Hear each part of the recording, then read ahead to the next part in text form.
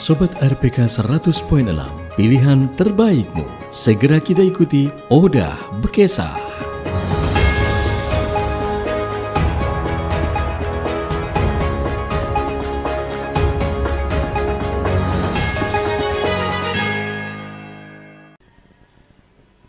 Assalamualaikum warahmatullahi wabarakatuh. Selamat pagi Sobat RPK semuanya. Senang sekali kita bisa berjumpa kembali di program acara Odah Bekesah. Hari ini Selasa 4 Februari 2025 bersama saya Dea yang akan menemani Sobat RPK 100.6 FM dalam 1 jam ke depan di acara kesayangan kita Odah Bekesah, wadah etam kesah-kesah segalanya. Odah Bekesah hari ini spesial dalam rangka memperingati Hari Gizi Nasional ke-65 tahun. Dan pagi ini kita akan membahas topik yang sangat menarik, yaitu dampak gizi seimbang bagi tumbuh kembang anak prasekolah. Assalamualaikum warahmatullahi wabarakatuh. Selamat pagi semuanya. Bagaimana kabarnya hari ini? Di pagi hari yang cerah ini kita akan ngobrol santai tapi serius nih dalam acara Bincang Gizi dan Psikologi dengan tema kita pada pagi hari ini yaitu dampak gizi seimbang bagi tumbuh kembang anak prasekolah. Kegiatan ini diinisiasi oleh DPC Persagi atau Persatuan Gizi Indonesia Kutai Kartanegara yang berkolaborasi dengan Radio Pemerintah Kabupaten Kutai Kartanegara atau yang sering disebut dengan RPK. Kemudian pada pagi hari ini dalam rangka memperingati Hari Gizi Nasional ke-65 dan sebagaimana kita diketahui Bapak Ibu juga Sobat RPK dimanapun berada, usia sekolah adalah masa emas bagi pertumbuhan dan perkembangan anak. Pada masa ini anak-anak mengalami perkembangan fisik, kognitif, serta emosional yang sangat pesat. Karena itulah kebutuhan gizi yang seimbang menjadi faktor krusial dalam mendukung optimalisasi tumbuh kembang mereka. Namun tidak hanya sekedar soal makan, pemahaman tentang apa yang dikonsumsi anak dan bagaimana pengaruhnya terhadap kesehatan serta perkembangan psikologis mereka juga perlu kita pahami bersama. Untuk membahas topik yang menarik pada pagi hari ini kita sudah hadir dan mengundang narasumber yang spesial. Yang pertama kita akan mendengarkan perspektif dari seorang ahli gizi yang akan menjelaskan secara rinci mengenai pentingnya asupan gizi seimbang bagi anak prasekolah. Dan tentunya tak kalah penting kita juga akan membahas dari sisi psikologi bersama seorang psikolog untuk memahami bagaimana gizi mempengaruhi perkembangan mental dan emosional anak. Dan mari kita sambut bersama pada pagi hari ini dengan tepuk tangan yang meriah. Hadir Ibu Nur Emiati Wahyuningsi S Gizi dan Kak Sabrina Hasyati Maizan MPSI Psikolog. Selamat pagi Kak. Pagi. Bagaimana kabarnya hari ini? Alhamdulillah baik. Semangat ya, ini walaupun cuacanya mendung, tapi kita tidak boleh mendung ya. Kita harus tetap semangat, kita harus ceria, harus cerah pagi hari ini. Dan pagi hari ini kan kita akan berbincang terkait gizi dan psikologi. Nah, untuk dampak gizi sendiri nih kita mungkin akan mulai dulu dari ahli gizi. Dari ahli gizi kita akan mulai untuk Kak Emi nih Kak, mendengar kata gizi seimbang. Gizi seimbang itu yang seperti apa sih Kak? Mungkin kita sering dengar ya gizi-gizi gitu ya, terus kayak makanannya harus gizi seimbang. Jadi mungkin bertanya-tanya gitu kan, kayak apa nih gizi seimbang? Jadi sebenarnya simple sebenarnya gizi seimbang itu. Jadi kalau gizi seimbang itu yang penting pada piring makan itu terdapat karbohidrat, protein dan lemak, terus kemudian ada vitamin dan mineral. Jadi kalau misalnya gizi seimbang itu terpenuhi semua kebutuhan gizi kita. Yang tadi saya sebutkan ada nasi, ada lauk hewani, lauk nabati, sayur sama buah-buahan. Sayur sama buah-buahan ya. Dan untuk anak prasekolah ini kan Kak, biasanya makannya kan milih-milih nih ya. Nah itu gimana untuk gizinya sendiri? Apalagi kan biasanya ada yang cuma makan nasi sama telur aja gitu. Itu gimana untuk gizinya ya? Jadi kalau misalnya pagi sarapan ya cuma nasi sama telur kayak gitu, berarti kan cuma ada karbo sama protein dan lemak gitu ya. Sedangkan kalau misalnya kita konsumsi protein itu kan harus diserap ya dengan tubuh kita. Nah jadi kita perlu vitamin, makanya kita perlu konsumsi buah dan sayur. Fungsi vitamin sendiri untuk apa? Untuk menyerap protein tadi. Jadi kalau misalnya sarapannya cuman nasi plus telur itu sebenarnya nggak apa-apa, tapi nanti dia kurang, jadinya tidak seimbang. Tidak seimbang makanannya. Iya. Dan ada juga kan yang cuman doyan itu sayur aja, dan sayur aja itu kan nggak semua sayur ya biasanya anak-anak suka itu kan, mungkin kentang aja atau wortel saja gitu, tapi tetap mempengaruhi juga ya Kak ya. Apalagi kalau misalnya konsumsi sayurnya satu macam aja ya. Nah, kalau misalnya beragam itu lebih baik karena biasanya di setiap jenis sayur beda vitamin mineralnya. Jadi istilahnya kenapa harus beragam ya, untuk saling melengkapi, untuk saling melengkapi vitamin mineralnya. Yang dimana misalnya ada di sayur bayam tapi tidak ada di sayur yang lain kayak gitu. Dan tadi kan sudah disebutkan untuk seperti gizi seimbang itu ada makanan pokok, lauk hewani, nabati, sayur dan buah. Dan kenapa susu ini tidak ada Kak? Apakah susu ini tidak termasuk atau bagaimana, ini kita butuh tahu sama-sama ini ya.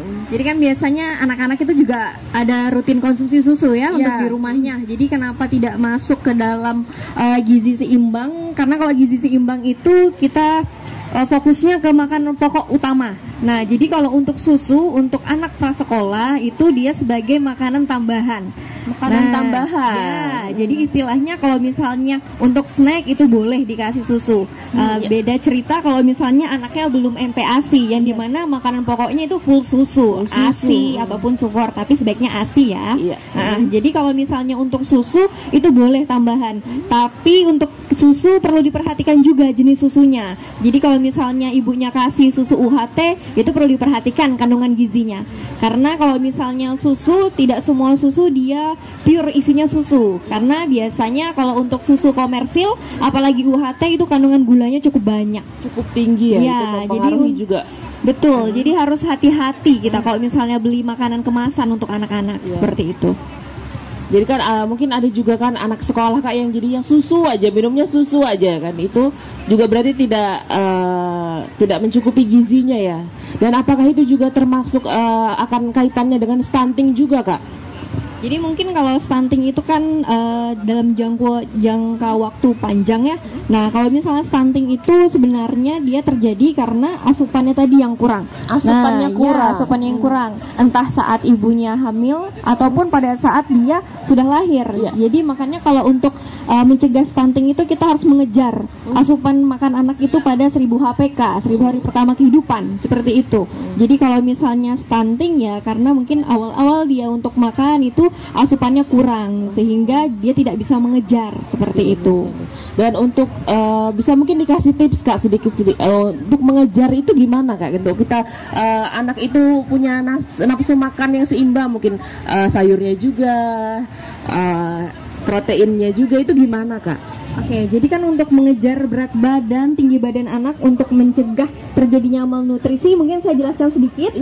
Malnutrisi itu bukan hanya stunting, tapi ada gizi kurang, gizi buruk, bahkan obesitas atau gizi berlebih itu juga termasuk masalah gizi. Termasuk masalah gizi ya. Jadi kalau untuk kurus belum tentu sakit, gendut belum tentu sehat, seperti itu ya. Jadi kalau misalnya untuk tipsnya, ya makanya kalau untuk ibu-ibu yang punya anak yang masih di bawah 5 tahun diusahakan untuk ikut posyandu. Nah, jadi kalau misalnya kita anaknya rutin ikut posyandu, berarti kita bisa melihat perkembangannya. Jadi untuk berat badannya apakah sudah sesuai berdasarkan umur, tinggi badannya sudah sesuai berdasarkan umur atau belum. Jadi kalau misalnya pada saat dia ikut posyandu berat badan ataupun tinggi badannya dia tidak mencukupi atau tidak sesuai, nah berarti kan kita harus mengejarnya dengan apa ya tadi, dengan asupan yang seimbang, terutama pada protein. Terutama protein ini protein apa saja Kak yang bagus Kak untuk tumbuh kembang anak sendiri? Oke, jadi protein yang paling gampang ya didapat itu seperti dari lauk hewani, boleh dari telur, ikan, boleh dari ayam atau daging, bahkan tahu tempe pun juga boleh, seperti itu. Jadi kalau misalnya untuk anak yang mengejar status gizi itu diusahakan sih tinggi protein dan tinggi energi. Energi ya dari nasinya kayak gitu, terus dari karbohidrat yang lain juga boleh. Juga boleh begitu ya. Jadi memang harus seimbang ya buat gizi anak prasekolah karena sangat penting sekali untuk tumbuh kembang mereka ya Kak ya. Dan sekarang kan sudah ada program yang namanya program makan siang gratis nih Kak untuk anak sekolah. Terkadang beberapa anak yang malas makan, misalnya salah satunya nggak dimakan ini Kak lauknya, sayurnya nggak dimakan atau buahnya aja dimakan. Kira-kira dampak apa yang akan terjadi? Jadi kenapa harus dikonsumsi sayur sama buahnya yang seperti saya bilang sebelumnya tadi untuk saling melengkapi, di mana vitamin dan mineral itu ada pada sayur dan buahnya. Nah, itu fungsinya untuk menyerap tadi, untuk protein, lemak dan lain-lain. Jadi kalau misalnya dia tidak mau makan sayur ataupun tidak mau makan buah, ya mungkin nanti ke masalah pencernaan, bisa sembelit atau susah BAB karena seratnya yang kurang ataupun zat gizi makro yang lainnya tidak terserap sempurna. Nah, jadi kalau misalnya untuk tipsnya biar dia mau makan buah dan sayur ya nih, nah, itu biasanya kan anak-anak susah sekali ya. Ini tipsnya apa nih Kak? Nah, jadi diusahakan sih memang beragam untuk sayur. Terus jadi kalau misalnya warnanya menarik kan biasanya kita melihat rupa ya kalau misalnya makanan. Kalau makanan yang menarik pasti kita mau makan. Apalagi gitu. bentuknya ya kayak mungkin untuk anak-anak. Berarti bagaimana juga kreasi orang tua tersebut. Betul. Ya. Jadi orang tua harus lebih kreatif istilahnya dalam membentuk makanan. Terus kalau buah-buahan ya dipilih buah yang segar, yang manis ya untuk anak-anak. Jadi kalau misalnya sebenarnya untuk biar anak mau makan sayur ataupun buah itu misalnya bisa kita ajarkan pada saat dia MPASI. Saat MPASI. Jadi kalau misalnya dari awal MPASI kita ajarkan dia untuk makan makanan yang rasanya dasar istilahnya tanpa garam, tanpa gula, biasanya pada saat usia dia mau masuk sekolah atau apa dia nggak bakal bingung dengan rasa. Karena biasanya anak nggak mau makan sayur ataupun buah karena rasa. Berarti untuk MPASI pertama ini apakah boleh menggunakan garam atau tidak Kak? Seharusnya bagaimana ini? Kita harus bertindak ini kan ya.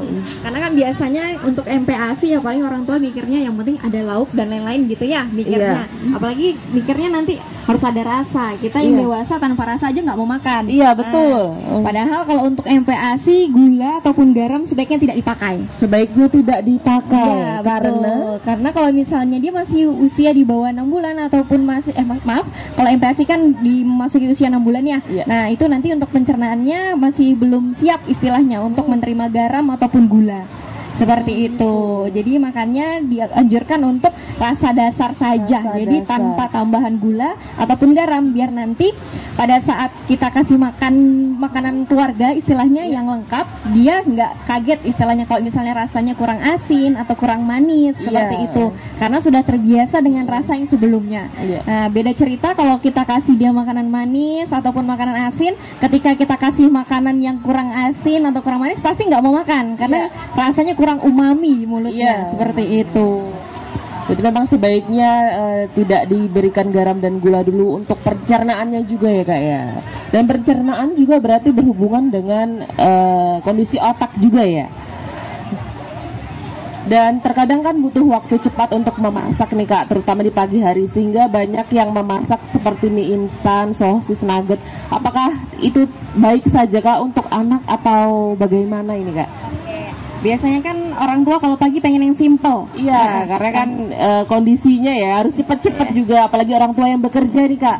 Perlu waktu gitu ya. Oke, jadi kalau untuk sarapan sebenarnya untuk mie, roti ataupun nugget dan sosis itu tidak masalah, tapi ada catatan gitu ya. Jadi kalau misalnya anaknya pengen makan mie instan, usahakan tidak seminggu 3 kali, tidak sering seperti itu ya, mungkin 2 minggu sekali masih boleh lah ya. Kemudian yang perlu kita perhatikan adalah penggunaan bumbunya. Ya, karena kalau mie instan dia tinggi garam ya, sedangkan kita juga harus membatasi asupan garam. Nah, jadi kalau misalnya ibunya pengen ngasih anaknya mie instan, usahakan bumbunya dari ibunya. Nah, mie-nya boleh kita pakai karena makanan pokok itu bukan hanya nasi, jadi bisa diganti dengan mie, bihun, jagung ataupun kentang. Jadi kalau misalnya ibu atau roti juga boleh. Jadi kalau misalnya ibunya pengen masakin mie boleh, tapi catatannya tadi bumbunya usahakan dari ibunya, kemudian ditambahi sayur, ditambahi lauk protein dari telur boleh, ayam boleh. Jadi biar tadi seimbang. Ya, kembali lagi tetap ke gizi seimbang. Dan untuk sosis dan nugget ini kan otomatis ada pengawetnya ya Kak ya. Itu gimana untuk usia-usia anak prasekolah seperti ini? Jadi kalau misalnya untuk makanan olahan seperti nugget atau sosis sebenarnya sih diusahakan nggak terlalu sering. Nah, kenapa? Karena dia ada pengawet yang pertama, kemudian kandungan MSG-nya juga lumayan.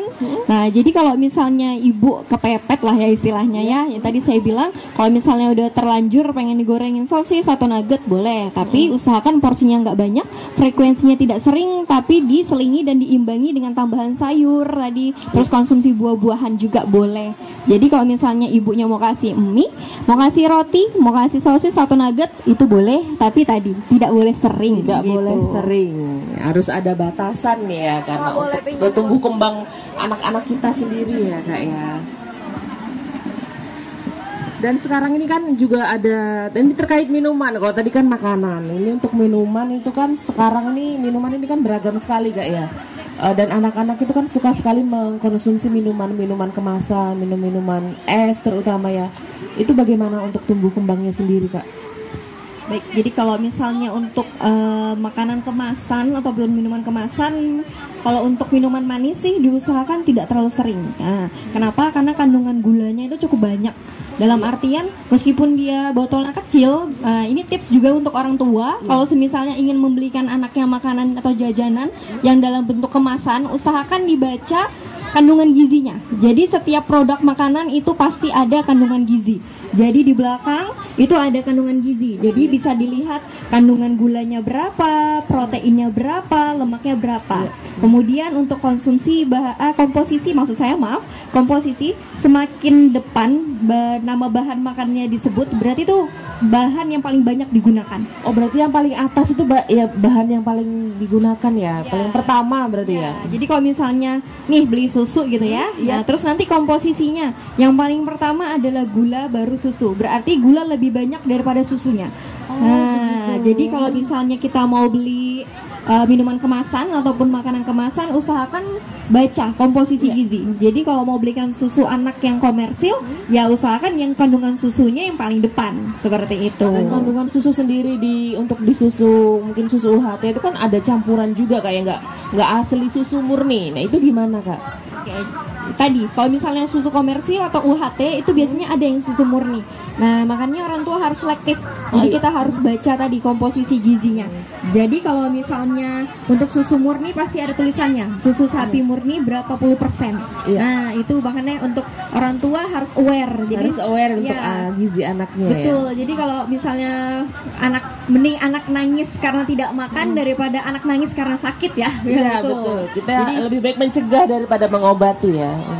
Jadi kalau untuk minuman manis, kalau misalnya dia terbiasa minum minuman manis, itu nanti biasanya dia akan kenyang duluan. Kenyang. Karena gula itu juga mengandung karbo. Nah, jadi kalau makin banyak minum manis karena udah kenyang duluan, jadi dia gak bakal mau makan kalau misalnya ibunya suruh makan. Jadi makanya usahakan sekali untuk jajanan anak diusahakan nggak terlalu sering. Boleh, tapi jangan keseringan kayak gitu. Usahakan makanan pokok yang duluan dikonsumsi seperti itu. Dan untuk konsumsi gula sendiri untuk anak-anak, mungkin anak prasekolah ini di ambang batas berapa Kak untuk seharinya? Kalau misalnya dari Kemenkes ataupun dari gizi itu sebenarnya kita kalau misalnya sehari itu udah paling maksimal 5 sendok makan ataupun 60 gram. Tapi kita usahakan di bawah itu. Nah, kenapa? Kalau misalnya kita terlalu sering konsumsi makanan manis, dampak kedepannya yang kita khawatirkan. Itu dampak seperti apa Kak yang akan terjadi? Misalnya kita mengkonsumsi gula juga yang berlebih untuk anak-anak ya. Jadi kalau misalnya kelebihan gula itu juga bisa mempengaruhi berat badan. Karena tadi over karbo. Jadi kalau karbo kelebihan di dalam tubuh kita itu dia disimpannya jadi lemak.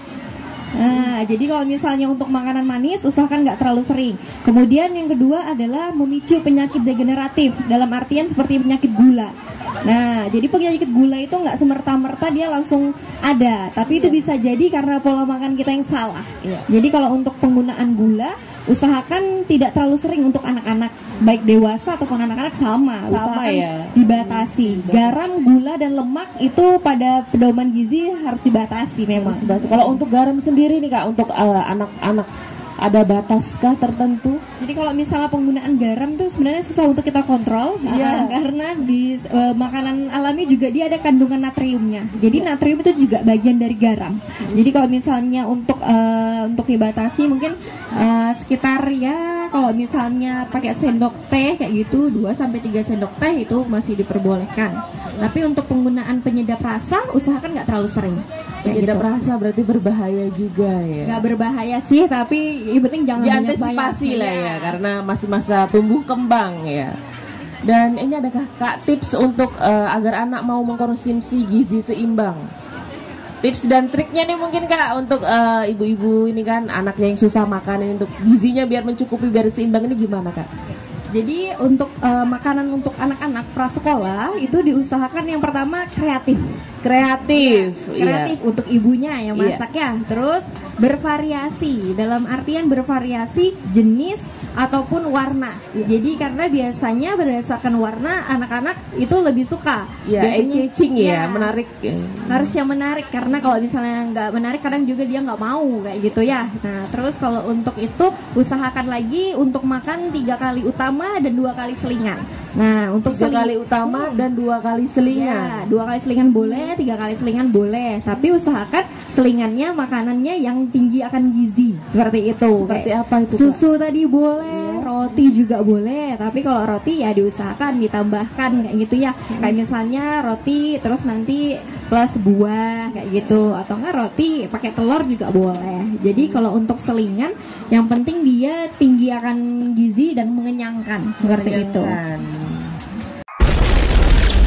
100.6 FM RPK Kutai Kartanegara.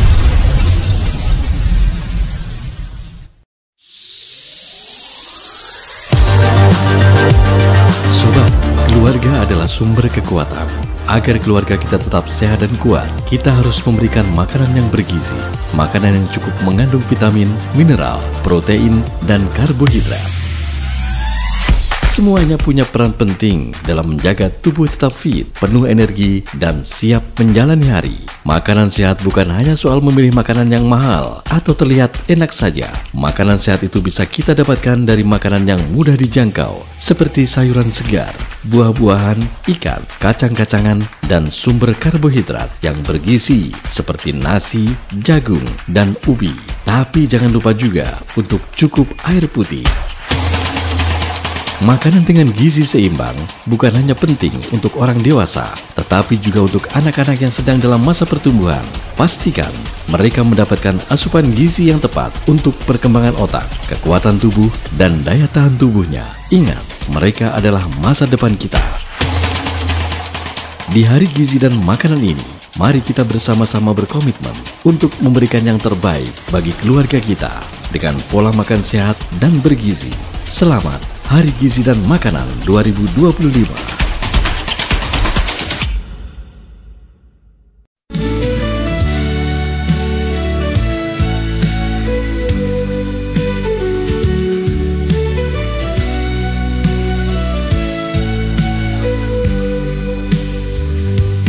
Dari kota raja mengudara untuk Anda 100.6 FM Kutai Kartanegara.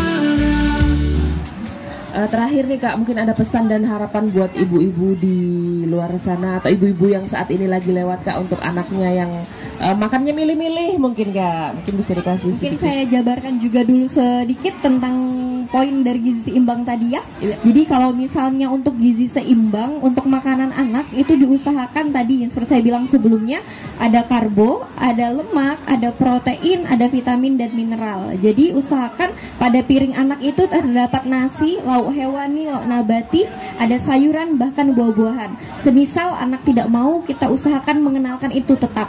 Meskipun dia menolak, tapi kita harus tetap mengusahakan itu. Jadi kadang anak itu mengikuti pola makan ibu dan ayahnya. Jadi untuk anak yang belum bisa makan sendiri ataupun masih perlu ditemani, temani anak yang makan. Jadi untuk menambah nafsu makan itu harus makan bersama keluarga. Nah, jadi peran ayah atau ibu dalam memberi makan anak tuh perannya sangat penting. Jadi usahakan untuk makan itu di meja makan. meja makan ya. Di meja makan. Terus tidak, kalau untuk anak usia yang sudah di atas 2 tahun atau di atas 1 tahun, usahakan makan makanan keluarga. Tadi dalam artian apa yang ibu makan itu yang anak makan. Jadi jenis bahan makanannya kalau ayah dan ibunya lengkap, anaknya juga lengkap. Nah, jadi kalau misalnya ayah ibunya nggak makan, anaknya yang makan sendiri pasti dia nggak mau, seperti itu. Terus kalau untuk makanan, oh ya, dan tips ya untuk orang tua, hindari konsumsi teh setelah makan untuk anaknya ya. Jadi karena kita biasanya ngasih teh kalau setelah makan ya. Oke. Kenapa teh dilarang setelah makan? Jadi kalau teh itu ada yang namanya kandungan tanin. Tanin itu sifatnya dia tidak berteman gitu ya kalau sama protein. Sedangkan anak itu perlu protein untuk tumbuh kembang. Jadi usahakan hindari minum teh setelah makan. Kenapa? Kalau misalnya nih kita udah kasih anak kita makan lengkap ya istilahnya, minumnya teh kayak gitu, ya kayak sia-sia aja kayak gitu. Terus kalau misalnya dampak dari misal kayak kurang protein, kurang karbo ataupun kurang lemak, ya tadi yang kita bahas di awal, adanya stunting, adanya gizi buruk ataupun adanya obesitas. Nah, kalau misalnya udah terlanjur stunting, nah ini juga saya ada baca jurnal tentang stunting terhadap perspektif pendidikan ya. Nah, kalau misalnya anak stunting itu nanti dia akan menghambat intelektualnya. Seperti itu, menghambat juga perkembangan sel-sel dan saraf otaknya, sehingga pada saat sekolah dia akan lambat menyerap pendidikannya. Mungkin nanti bisa dijelaskan sama mbaknya ya. Jadi makanya peran penting gizi seimbang itu sangat penting untuk pertumbuhan anak. Sedangkan kalau misalnya dia udah terlanjur istilahnya stunting nih, nah ataupun udah terlanjur gizi buruk, nah itu yang kita agak susah gitu ya, apalagi untuk mengejar tumbuh kembang anak. Yang paling kita usahakan itu usianya dari 0 sampai 2 tahun. Itu kita usahakan untuk dia makan makanan gizi seimbang sesuai kebutuhannya. Karena di usia-usia segitu untuk dia mengejar kayak tumbuh kembang otaknya, tinggi badannya, berat badannya. Jadi kalau sudah lewat di usia segitu, terus baru ketahuan status gizinya kurang atau apa, nah itu mengejarnya lebih agak susah seperti itu. Susah ya. Kira ada lagi Kak yang mau disampaikan tips-tipsnya untuk ibu-ibu di luar sana gitu Kak? Atau mungkin untuk sobat RPK juga Kak yang akan mendengarkan ini Kak? Jadi kalau misalnya punya anak bayi atau yang baru melahirkannya, ibunya usahakan tidak absen untuk ke posyandu. Tidak absen untuk ke posyandu. Ya, jadi kalau misalnya absen ke posyandu, nah itu kita akan susah tahu status gizi anak kita. Jadi kalau misalnya kita lebih tahu pada awal gitu, lebih enak untuk mengatasinya daripada mengetahuinya setelah itu. Seperti itu. Jadi rutin ya ibu-ibu ya ke posyandu, terus rutin periksakan berat badan anaknya, tinggi badan anaknya. Karena kalau misalnya tinggi badan tidak sesuai usianya, itu biasanya kebutuhan energinya juga nggak sama, berbeda. Ya, jadi kalau misalnya pendek, itu pasti nanti kebutuhan energinya juga sedikit karena tidak sesuai usia. Seperti itu. Baik, terima kasih Kak Emi. Dan kita akan lanjut ke psikolog. Ini ada Kak Sabrina. Selamat pagi Kak Sabrina. Ya, selamat pagi. Ini kan kita bincang gizi dan psikolog nih. Untuk psikolog sendiri nih Kak, terkait gizi seimbang ini mempengaruhi apa untuk di anak-anak Kak? Dari sisi psikologisnya Kak. Oke. Untuk anak-anak ya Mbak ya, gizi ini kan otomatis dia didapat dari makanan ya. Sedangkan rumus utama bagi anak-anak itu kan adalah perkembangannya, pertumbuhan dan perkembangan. Apa sih hubungannya antara makanan dan pertumbuhan atau perkembangannya? Jadi ternyata makanan itu merupakan bahan bakar utama bagi otak. Bahan bakar utama bagi otak. Bagi otak. Oke. Sedangkan apa sih hubungannya tadi otak sama perkembangan? Perkembangan itu sendiri adalah hasil interaksi antara sistem saraf pusat yang mana itu otak dengan sumsum tulang belakang dengan sistem-sistem saraf lainnya seperti pada otot, terus pada bahasa, terus pada emosi, sosial dan lain sebagainya. Jadi dampak apa sih hubungan perkembangan ya tadi?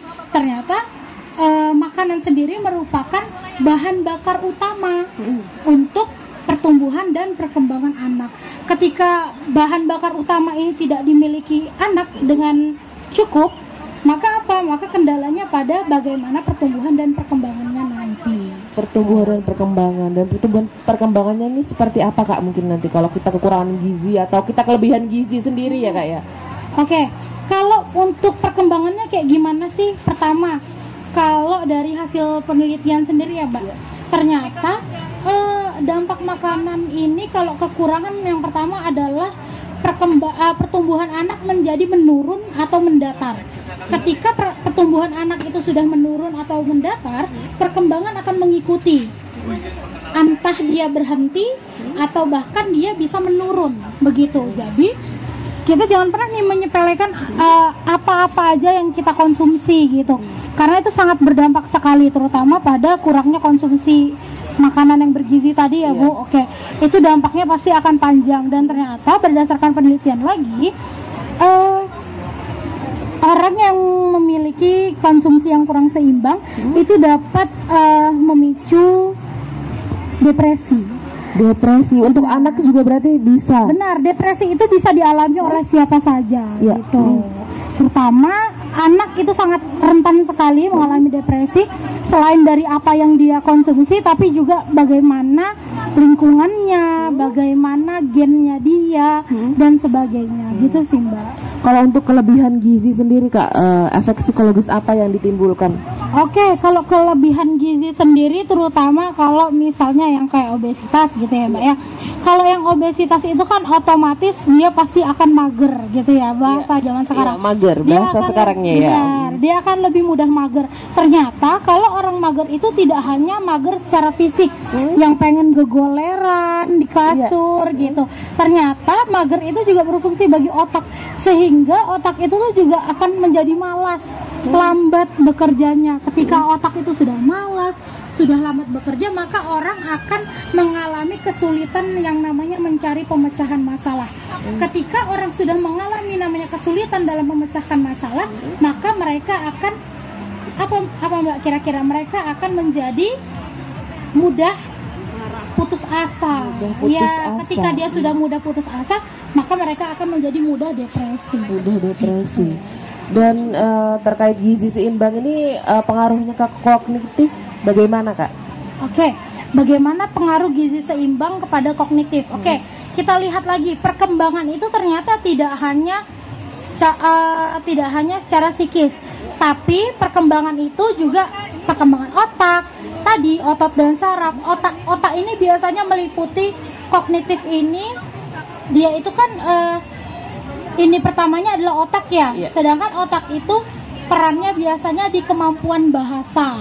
Di kemampuan bahasa, dia akan berdampak lagi di kemampuan sosialnya, berdampak lagi di kemandiriannya, dan bisa berdampak lagi juga pada motorik kasar dan motorik halusnya juga. Gitu sih Mbak. Jadi memang ada perbedaan yang signifikan Kak ya untuk gizi seimbang terhadap kognitif juga ya. Betul. Apakah yang anak yang gizinya cukup atau gizinya seimbang ini juga dia akan lebih pintar atau bagaimana Kak?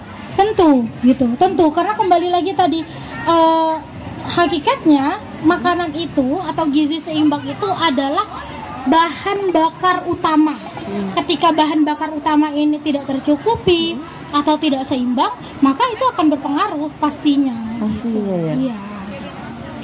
Berarti memang penting sekali untuk kita mengenal gizi anak kita atau memperhatikan gizinya, apa yang asupan yang dimakan, apa yang mereka makan Kak ya, untuk psikologisnya juga ya. Betul. Dan apakah gizi kurang pada anak dapat mempengaruhi mood dan perilaku anak Kak? Betul, betul sekali. Tadi yang sudah kita bahas, ternyata perkembangan itu tidak hanya pada kognitif dan sebagai sosial, kemandirian dan sebagainya. Ternyata perkembangan itu juga berpengaruh pada emosi. Pada emosi. Oke, ketika memang sudah makanan itu tidak terpenuhi di dirinya dia, selain kognitif, kembali lagi itu akan memicu emosi. Karena apa? Berangkatnya suatu perilaku anak, emosi anak, itu tuh berangkat dari kemampuan kognitifnya dia. Ketika kognitifnya dia bagus atau terpenuhi, dia mampu untuk berpikir dengan jernih sehingga dia mampu memecahkan masalah, maka emosinya dia tidak terganggu tadi. Tapi kalau misalnya dia kognitifnya itu sudah mulai berdampak, akhirnya berdampaknya juga pada emosinya. Pada emosi, memang berarti saling berkaitan ya Kak ya. Betul, gitu. Dan bagaimana kita bisa mengajarkan anak untuk memilih makanan sehat tanpa memaksa nih Kak, dari psikolog sendiri nih Kak? Oke, gimana sih tanpa memaksa anak? Oke, rumus psikologi pertama adalah anak merupakan peniru yang ulung. Peniru yang ulung. Peniru yang ulung. Terus gimana nih supaya anak ini mau tanpa paksaan?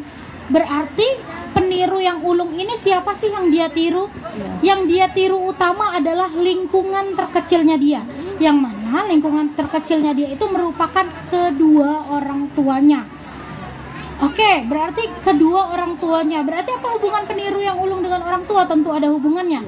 Anak pasti akan meniru kedua orang tuanya gitu. Jadi sebisa mungkin orang tua itu jika dia pengen anaknya makan sayur, maka orang tua duluanlah yang harus mencobanya.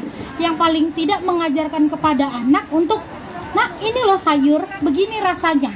Sebelum kita ngasih ke dia, maka kita duluan.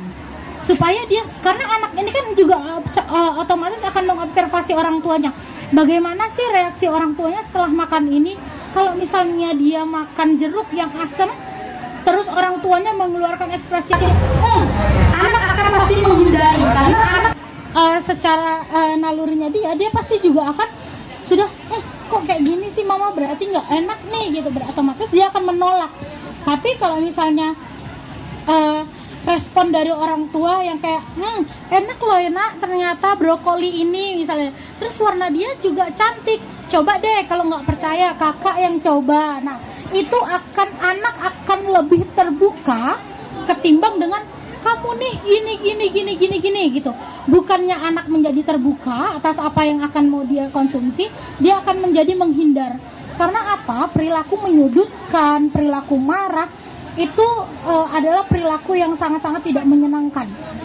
Jangankan untuk anak-anak, untuk kita saja yang sudah sebesar ini, yang namanya dibentak, yang namanya disudutkan, yang namanya dimarahin saja, itu anak kita akan menghindari. Karena apa? Karena akan mengakibatkan trauma. Ketika dia sudah mengalami trauma, dia akan menghindari nih yang namanya aku nggak suka sayur gitu. Karena kalau aku ngelihat sayur dan ada mamaku, pasti nih aku akan disodorin nih. Akhirnya dia udah menolak mentah-mentah untuk makan gitu, terutama makan sayur. Jadi di situ sih Mbak.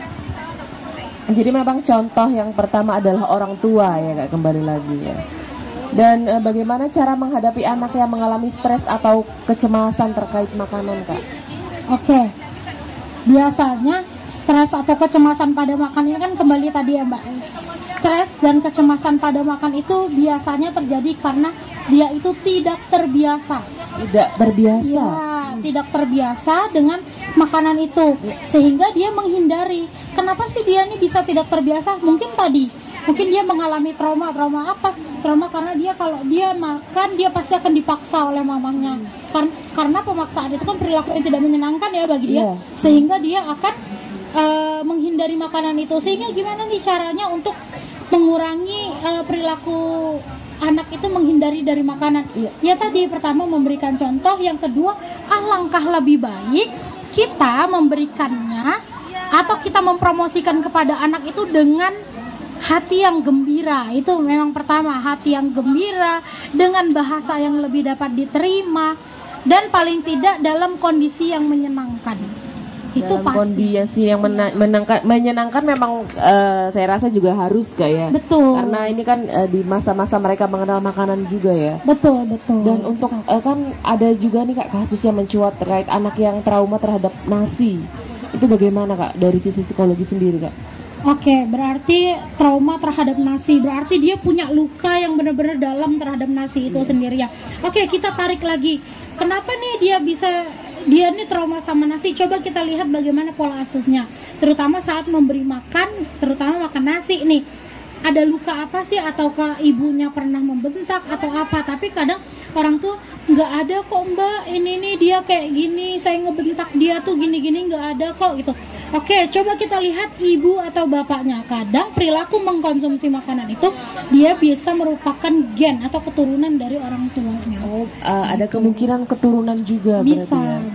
Dan pola asuh juga berarti sangat berperan penting ya Kak. Betul. Dan pentingnya peran waktu makan dalam keluarga nih Kak, bagaimana? Pentingnya peran waktu makan dalam keluarga untuk membentuk kebiasaan makan sehat pada anak prasekolah. Peran waktu makan ya. Oke.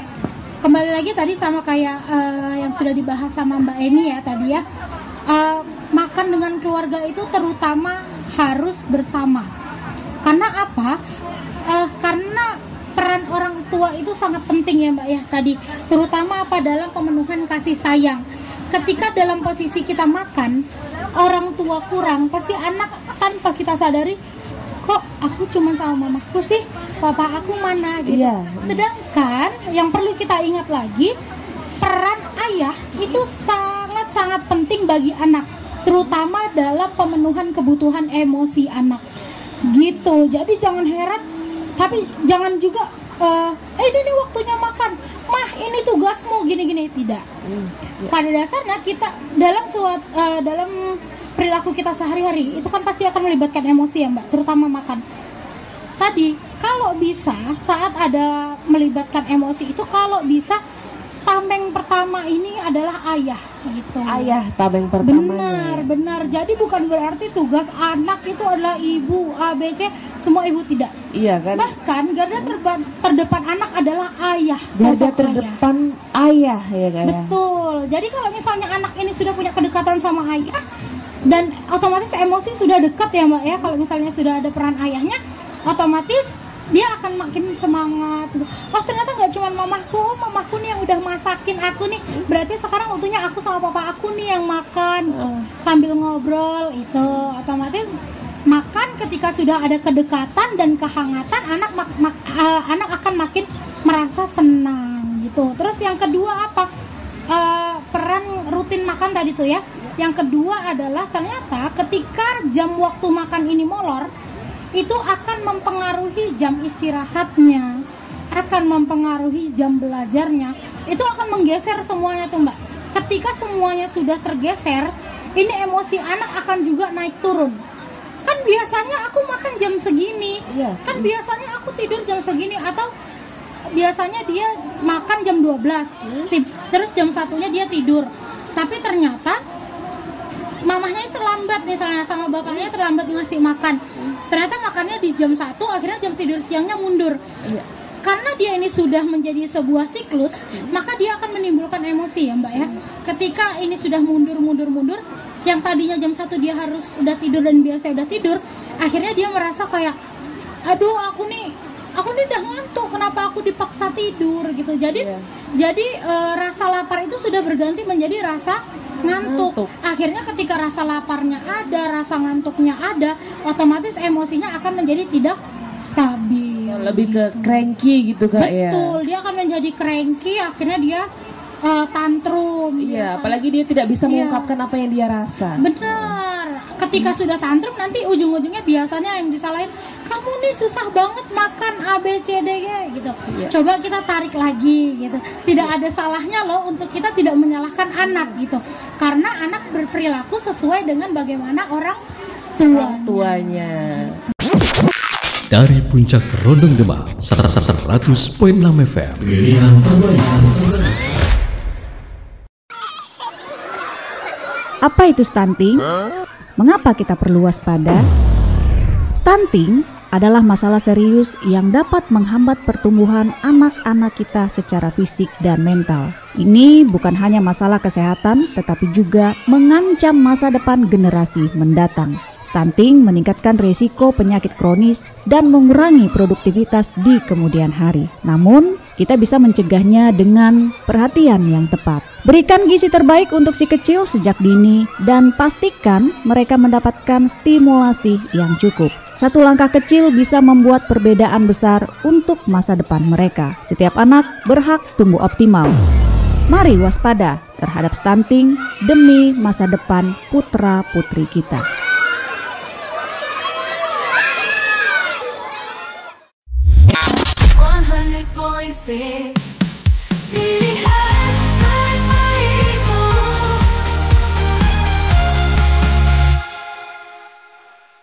Dan untuk saat ini nih Kak, kan banyak nih anak-anak yang makan itu dengan gadget, ditemani gadget atau menonton gitu Kak, menonton YouTube atau apapun itu.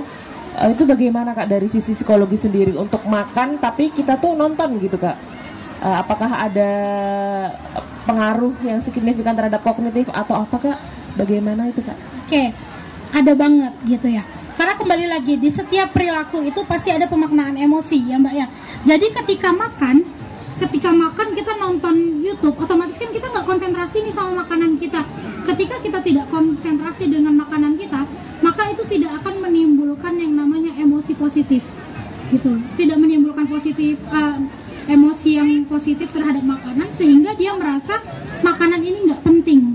Karena yang penting adalah gadget ini gitu. Karena makanan tidak lebih menarik dari gadget. Karena gadget lebih berwarna dibandingkan apa yang dia makan gitu. Sehingga fokusnya dia lari ke gadget. Akhirnya tidak memaknai emosi yang dia dapat dari peran makan. Oh ternyata makan ini nih mengenyangkan loh, yang kayak gitu. Dia akhirnya tidak memaknai hal itu. Sehingga untuk peran makan sendiri bagi anak itu tidak penting jadinya. Dan itu apakah ada pengaruh terhadap mungkin kognitif anak atau selain emosi ya Kak ya? Apakah ada pengaruh lain gitu Kak yang terjadi? Tentu, ini kita bahas kalau apa sih hubungannya antara makan pakai gadget sama pertumbuhan atau perkembangan yang lainnya gitu ya. Otomatis ada Mbak gitu. Otomatis ada. Kenapa? Pertama dia akan berpengaruh pada kemampuan komunikasinya. Oke, sedangkan tadi nih ya kita makan pengennya membangun kedekatan dan kehangatan kepada anak pas di waktu makan biar lebih menyenangkan. Ternyata dia teralihkan dengan gadget. Ketika sudah dengan gadget, fokusnya dia hanya kepada gadget. Ketika fokus sudah kepada gadget, otomatis komunikasi tidak dua arah. Ketika sudah komunikasi ini tidak dua arah, maka tidak adanya atau tidak terbangunnya emosi saat apa? Saat makan gitu. Padahal apakah menyebabkan speech delay juga Kak? Betul banget gitu. Karena kurangnya komunikasi dan kurangnya stimulus dari orang tua, akhirnya anak mengalami apa? Keterlambatan bicara gitu. Pada dasarnya anak di bawah usia 2 tahun itu tidak boleh sama sekali terpapar dengan yang namanya gadget, sekalipun TV. Kenapa? Karena di usia 0 sampai 2 tahun itu adalah waktu-waktu di mana anak mendapatkan stimulus murni dari kedua orang tuanya. Sehingga nanti anak memiliki apa? Anak lebih memiliki dan lebih memahami yang disebut dengan bahasa ibu. Ketika sudah dia mampu memahami bahasa ibu, maka dia akan lebih lancar dalam berbahasa. Ketika dia lancar berbahasa, dia akan menjadi lancar berkomunikasi. Ketika dia lancar berkomunikasi, maka dia akan lancar untuk bersosial di lingkungannya. Jadi dampaknya sedalam itu. Dampaknya memang luar biasa sekali Kak ya. Iya betul. Dan bagaimana cara orang tua memberikan contoh yang baik Kak dalam menjaga pola makan gizi seimbang dari sisi psikolog nih Kak tentunya Kak? Oke, bagaimana sih untuk memberi contoh ya berarti ya? Ya tadi yang seperti sudah kita bahas. Yuk kita duduk bareng-bareng gitu. Oh ini enak loh, ayo lihat nih mama nih makan, papa nih makan, yuk coba kamu rasain kan mama sudah, papa sudah. Dia akan lebih tertarik gitu. Jadi selain memberikan contoh, kita juga memberikan tadi suasana yang bahagia. Sehingga ketika dia merasa kondisi makan itu merupakan atau menimbulkan kebahagiaan pada dirinya dia akan terus mendekati perilaku itu, perilaku untuk makan. Yuk pak makan, ayo. Nah di situ ternyata dia merasa, oh ternyata di sini nih waktunya makan aku merasa bahagia. Jadi di situ pertama peran orang tua apa? Perannya sangat penting. Pertama memberikan contoh, yang kedua memberikan kehangatan pada anak. Gitu. Memberikan kehangatan kepada anak ya Kak ya. Mungkin terakhir Kak pesan dan tips nih mungkin untuk orang-orang tua di luar sana, mungkin sobat RPK juga Kak, yang bisa diberikan sedikit tips Kak untuk ibu-ibu dan bapak-bapak mungkin. Silakan Kak. Terutama dalam makannya tadi ya. Terutama dalam makan. Oke, kayak tadi yang sudah kita bahas. Pertama, bentuk kondisi makan itu menyenangkan atau membahagiakan. Kedua, kreatif dalam menyediakan makanan sehingga anak lebih terfokus atau lebih bagus nih warna-warni, mah ini nih warna hijau dapat dari mana, mah ini warna orange dapat dari mana, sehingga anak lebih banyak pengen taunya gitu. Selain pengen taunya banyak, akhirnya ilmu yang dia dapat lebih banyak. Jadi tadi peran orang tua, terus habis itu penyajian makanan yang lebih kreatif, dan yang ketiga adalah tepat waktu gitu. Tepat waktu. Benar. Karena anak di usia prasekolah, di usia 0 sampai 5 tahun, kenapa harus tepat waktu? Karena di situ tuh adalah tadi Mbak, kalau misalnya kita sudah terlambat satu, maka kegiatan-kegiatan yang lainnya akan mundur, akan hancur, dan akhirnya berpengaruh pada emosi ya. Jadi kita membentuk kepatuhan pada anak gitu. Kepatuhan pada anak. Baik, terima kasih Kak Sabrina, pemaparannya luar biasa sekali. Dan di depan kita ini ada contoh menu nih teman-teman semuanya, untuk bapak dan ibu-ibu, contoh menu seimbang. Mungkin bisa dijelaskan sedikit untuk Kak Emi mungkin ya. Ini ada menu apa aja Kak ini di sini Kak? Ini ada contoh menu seimbang ya Kak ya? Ya, jadi kalau menu seimbang itu ada terdapat karbo dari nasi, sayuran. Nah, sayurnya beragam ya, enggak satu jenis. Jadi kalau misalnya kita buatkan sayur untuk anak, usahakan berwarna-warna gitu ya. Jadi nggak hanya satu warna, nggak cuma hijau. Jadi ditambah warna kuning atau warna orange. Makin berwarna biasanya anak makin suka.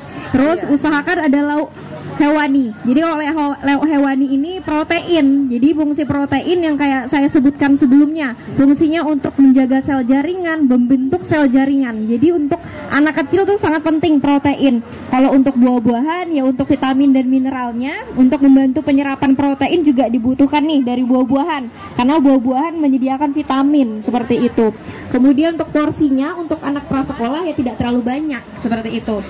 Jadi porsinya kecil tapi sering. Makanya tadi saya bilang untuk makanan pokok 3 kali, makanan selingan 3 sampai 2 kali itu boleh seperti itu. Jadi kalau untuk membuat makanan anak usahakan lengkap ya ibu-ibu. Jadi biar asupannya terpenuhi seperti itu. Bisa dilihat dari sini bentuk Ini makanannya menu apa seperti aja ini. Kak? Mungkin bisa dijelaskan Ini ada sedikit, Kak. oseng, wortel, jagung dan buncis. Kemudian nasi sama opor ayam kayaknya. Nah, jadi kalau misalnya ini opor ayam atau ikan patin? Ikan ini Kak. Oh, ikan. Jadi kalau misalnya ikan atau dimasak opor kan ada santannya ya. Iya. Nah, itu bagian untuk asupan lemaknya. Jadi lemak bukan hanya dari minyak tapi bisa didapat dari santan. Jadi kalau misalnya mengolah lauk boleh kayak misalnya sesekali digoreng, sesekali dikuah ataupun di santan itu boleh. Jadi kalau misalnya orang tua mau berkreasi untuk makanan anak itu bebas sebenarnya, asalkan bahan makanan yang dipilih tepat seperti itu. Bisa kembali. Ya,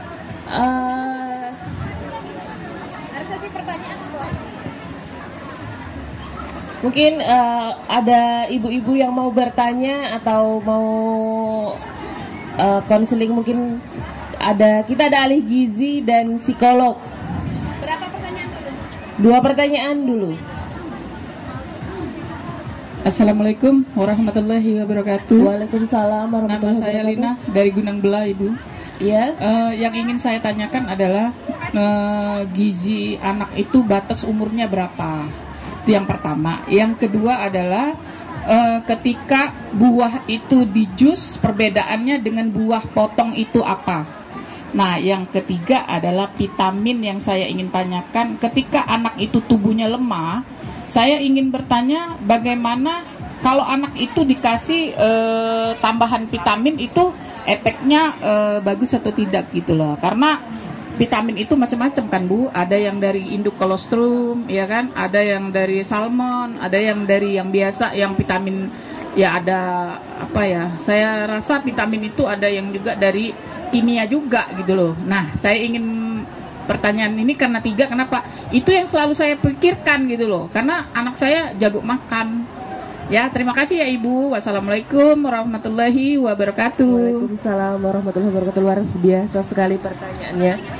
Mungkin Kak Emi bisa dijawab, bisa dijelaskan pertanyaannya. Baik, saya jawab pertanyaan satu-satu Ibu ya. Nah, tadi berkaitan yang pertama batas status gizi anak. Ya betul ya. Oke. Jadi kalau untuk status gizi anak itu sebenarnya maksudnya ini batasnya batas usia apa range-nya? Nah, batas usia. Jadi kalau untuk status gizi itu tidak mengenal batas usia. Jadi bahkan orang dewasa pun harus mengenali status gizinya. Nah, jadi kalau untuk anak-anak yang di bawah 6 bulan ataupun di bawah 5 bulan, untuk mengetahui status gizinya tadi saya jabarkan sebelumnya, dia harus rutin ke posyandu. Nah, di posyandu nanti kita timbang berat badannya, kita ukur panjang badan dan tinggi badannya. Nah, kalau misalnya berdasarkan usia, nanti berat badannya kurang ataupun panjang badannya kurang, nah di situ kita bisa menentukan status gizinya. Kalau untuk anak yang di atas 5 tahun juga sama, kita harus berpatokan pada berat badan dan tinggi badan. Kalau usia juga sama, berat badan, tinggi badannya kita harus tahu. Jadi kalau untuk dewasa, ya nanti ada perhitungannya kami sendiri untuk indeks massa tubuhnya. Jadi kalau misalnya untuk status gizi dewasa normalnya di angka berapa, nah itu bisa. Jadi kalau misalnya untuk anak-anak itu normalnya ada perhitungan kami sendiri. Biasanya kalau misalnya anaknya dibawa ke posyandu, itu biasanya nanti dijelasin. Kalau misalnya angkanya di bawah -3 SD, nah itu berarti anaknya beresiko. Nah, kalau misalnya untuk anaknya di poin cut off poinnya 2 -2, maaf maksud saya -2 sampai +2 itu masih ada ambang batas normal. Jadi sebaiknya kita rutin untuk ngecek tinggi badan sama berat badannya biar tadi tahu untuk perjalanannya atau track recordnya. Jadi kalau misalnya dari usia dia di bawah 6 bulan ataupun di bawah 2 tahun itu sudah dalam artinya kurang, nah itu bisa kita kita kejar untuk tumbuh kembangnya. Kalau untuk dewasa ya kita perbaiki seperti itu. Jadi kalau untuk dewasa normalnya 18,5 sampai 22,9 untuk status gizinya. Itu nanti ada perhitungannya sendiri dari ahli gizinya. Jadi kalau untuk menentukan status gizi Ibu tidak ada ambang batas usia ya. Jadi dari 0 bulan atau 0 hari pun itu udah ada status gizinya. Jadi untuk status gizi itu untuk semua kita. Nah, terus yang kedua tadi pertanyaannya untuk makanannya, yang buah-buah potong atau yang di jus gitu ya. Kalau saya menyarankan lebih baik buah potong seperti itu, karena kalau perbedaannya kenapa? Kalau misalnya buah potong kan dia masih bentuk asli ya. Nah, kalau misalnya di jus itu biasanya di blender bentuknya berubah, kandungan serat dan vitaminnya juga berkurang. Karena beberapa vitamin itu dia larut pada air. Jadi kalau kita buat jus ditambahkan air, ya vitamin mineralnya ikut berkurang juga. Jadi kalau misalnya mau pilih yang mana, mau jus apa buah potong, saya anjurkan buah potong. Tapi dilihat dulu usianya, kayak daya terimanya gimana. Kalau memang misalnya bisanya di jus ya nggak apa-apa, monggo kalau mau di jus. Tapi kalau misalnya mampu untuk menggigit, mending yang potongan aja seperti itu. Terus yang ketiga tadi terkait vitaminnya, ada tambahan kayak suplemen istilahnya gitu Ibu ya. Sebenarnya suplemen itu tidak kita butuhkan selagi makanan aslinya itu terpenuhi. Seperti itu. Jadi kalau misalnya suplemen itu dibutuhkan pada saat kita kekurangan. Nah, jadi kalau misalnya Ibu anaknya makannya bagus aja, terpenuhi nih dari buah sayurnya untuk vitamin mineralnya ataupun protein dari lauknya, vitamin suplemen itu tidak dibutuhkan. Nah, kecuali memang anaknya ada indikasi atau indikator yang dimana dia asupannya kurang seperti itu. Maksudnya dia susah makan sehingga mau ngejar vitamin kebutuhan seharinya itu harus dibantu suplemen, itu masih diperbolehkan. Tapi kita usahakan mending lebih baik dari makanan asli seperti itu. Oke, ada lagi? Baik, ada lagi yang ingin bertanya. Dan yang ingin bertanya ini dapat souvenir cantik dari panitia. Tidak ada lagi yang mau bertanya, Ibu silahkan. Assalamualaikum warahmatullahi wabarakatuh. Waalaikumsalam warahmatullahi wabarakatuh. Saya ingin bertanya. Ya silakan Kak. Anak saya itu kan susah makan kayak sayuran atau ayam. Maunya tuh cuman kayak telur kuningnya aja. Kalau makan yang lain dileakkannya. Itu solusinya gimana? Dan susah makan, maunya kayak nyemil aja, sudah dikasih nasi nggak mau. Terus BB-nya tuh cuman umurnya udah 3 tahun lebih, BB-nya 11, nggak sampai 12 dan tingginya 90. Udah itu aja. Terima kasih Kakak, pertanyaannya mungkin Kak Emi bisa dijawab Kak. Jadi kalau misalnya untuk anak yang susah makan, tadi kan pilih-pilih makan ya. Tadi juga udah dijabarkan sama psikolognya. Kalau misalnya untuk pemaparan makan, apa yang orang tua makan, itu yang anak makan. Jadi mungkin memang awal-awal itu agak susah untuk kita mengenalkan makanan, apalagi pakai bahan makanan yang biasanya anak nggak suka seperti itu. Jadi kalau misalnya untuk makanan, ya mungkin kalau misalnya sudah berusaha maksimal, anaknya tetap bisa, nggak bisa maksud saya, ya tetap diusahakan kayak gitu. Mungkin usahakannya dengan ya pelan-pelan kita ajarkan makanan misalnya bentuknya, terus kayak misalnya kita makan di hadapan anak kita seperti apa. Tadi seperti kata Mbak Sabrina, kita menjaga ekspresi ya. Kalau misalnya kita ekspresinya kayak atau enggak orang tuanya sendiri nggak makan, tapi kita paksa anak kita makan, ya tadi kembali lagi anak meniru kita. Jadi kalau untuk makanan pada anak usia prasekolah atau untuk tadi anak yang usia 3 tahun, ya diusahakan lebih kreatif mungkin dari bentuk. Biasanya kalau kita bentuk-bentukin tuh anak-anak lebih suka. Terus kalau misalnya dia cuma maunya satu bahan makanan, ya mungkin awal-awal MPASI kemarin kita mengenalkannya, cara pengenalan MPASI-nya mungkin kurang tepat. Jadi memang tadi yang saya bilang pada dasarnya untuk mengenalkan MPASI, hindari penggunaan gula dan garam biar dia bisa mengenal rasa aslinya. Jadi ketika kita ngasih makanan yang harusnya dia rasanya seperti ini, dia nggak bingung. Jadi karena awal-awal kita udah ngasih dia mengenalkan rasa yang kuat, ketika kita kasih dia makanan yang kurang rasanya, nah itu pasti dia bakal menolak. Karena dia udah pikiran tadi yang kata Mbak Sabrina, kayak udah kestimulus nih otaknya, makanan ini lebih enak daripada makanan ini, seperti itu. Dan karena waktu juga yang membatasi kita pada pagi hari ini, terima kasih untuk Kak Emi dan Kak Sabrina yang telah berbagi ilmu dan pengalaman mereka, dan terima kasih juga kepada para pendengar yang telah setia mengikuti acara ini, dan terima kasih kepada Persagi Kutai Kartanegara yang telah menyelenggarakan kegiatan Talk Show. Sobat, demikian Odah Bekesah hari ini. Sampai jumpa di 100.6 FM, pilihan terbaikmu.